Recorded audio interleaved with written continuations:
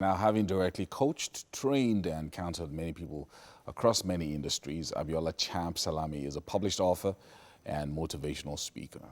He's about to give us tips on how to bounce back from failure, which is part of course, our success and motivational talks for this month of December. Thank you so much for joining us once again. Thank you for having me. You know, it's how to bounce back from failure sounds very generic, but people like to hear these things every day because, you know, people are failing every day. People go through ups and downs. Yeah. Some people have had a great year, some others haven't. Now, for this year, maybe we'll start with the area of business. The stock market has been down historically, you know. Also, you have the border closure has affected some businesses. People who maybe they're relying on importation through the land borders. So many things have happened to certain people in the area of business this year that has been a big setback for them. How do you bounce back from failure? One of the things we easily do around here, we say that your confession leads to your profession or possession, whatever word that we call it. And that is, in many ways, trying to cover up failure. And so the first thing is to be honest with our failures, you know, to accept it and know that, yes, I have failed. And that is the beginning of this. So whether it's in business, whether it's in your career, somebody has lost his job or her job, whether it's even in a relationship as well, somebody had a failed marriage, failed relationship, or failed relationships within the family, father, mother, between siblings. The first thing is to accept that failure. I agree that I have failed in this thing. Now, So acceptance is the first thing. acceptance is very important. Because when we are not honest with our failures, we can't even seek ways to grow and improve it. If we keep saying it is well or it will be well, I have failed. But then as much as we are saying accept that you have failed, don't beat yourself down too much as well.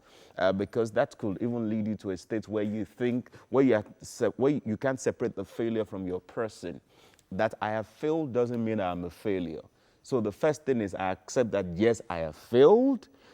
In this instance in business because of the government policy or because even of some things I probably did wrong in the course of the year. So I have failed. Second thing is I don't beat myself down too much. I know it is the event that failed. I'm not the one that failed as a person. And so when I don't see myself to have failed as a person, I can still dream more. I can still be open to see what my errors were and correct them. And I can now bounce back in the new year to start with a new note. So let's talk about bouncing back because I think that's what a lot of people are also thinking about. That okay, some people say I'm below the bottom of the barrel. Or, you know, some other people say, look, I'm starting from scratch. Other people say I've fallen and I can't get up. What are the steps? What do I then do if I'm thinking about making a comeback from this particular setback that I've faced? The feeling of failure itself robs us of that positive energy to want to push ahead.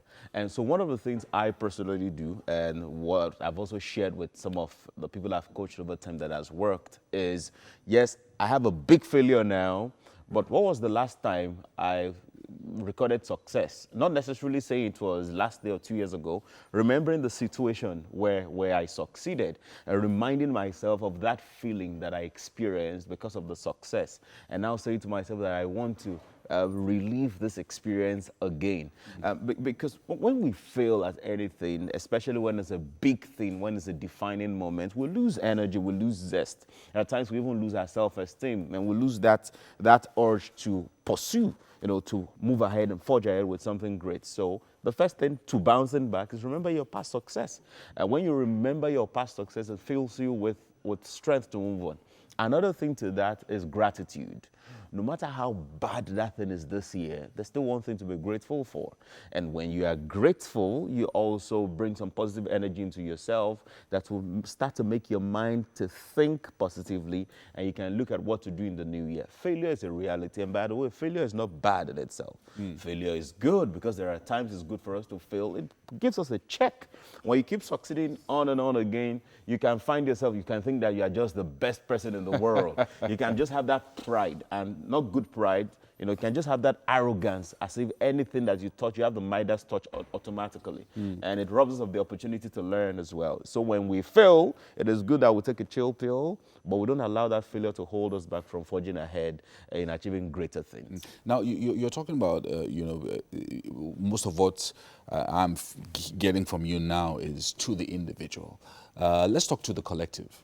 A situation where someone is a leader, maybe in a company, an organization or an association or whatever it is, and everybody knows that we're going through a tough time, or 2019 we failed in some areas. How does a leader lead his organization out of that situation and then focus on the new year and the future? Fantastic. From the organizational perspective, this is performance management.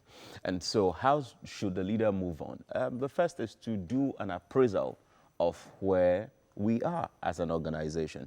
So where you are as an organization, what are the things that accounted for the failure? Is it just government policy? Are there competence issues, which is you don't have the right person that can do the work? And so in competence, you look at the composition of your team. Do they have the right knowledge, the right skills, and the right attitude in order to achieve the goal that you set for 2019? Now, if they couldn't achieve the goal for 2019, why didn't they achieve the goal? Why did they fail? And then now moving into the new year, what are the learning points such that you don't record the same thing in the new year? And as much as we're talking about this from the organizational point of view, it's also equally important that we know that employees are first people before they become employees. So it's important to touch base on an individual level first and then now collectively move on. But again, we cannot overemphasize the fact that if your team is failing, you're not meeting your target set for the year, what are the issues? Is it a performance issue again? The composition of your team, are they competent enough to do this job?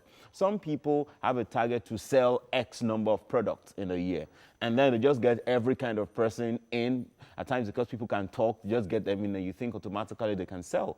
That somebody is competent enough to talk doesn't mean the person is competent enough to communicate, doesn't mean the person is competent enough to sell. So what you want to do is to get competent people who will do this job so that you can achieve your goal for the year. Now, it's okay that you did not achieve it in 2019, but it said that the last best time to plant a tree was 20 years ago. The next best time is now.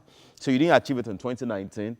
In 2020, you want to focus on the competence of the composition of your team members so that you can exceed your goal. Wow. Thank you so much for talking to us about focusing on these various things. I want you to just talk to someone out there, getting to the end of the year now. Just one word for them that will make them feel like, yeah, okay, I think I can get up and try again.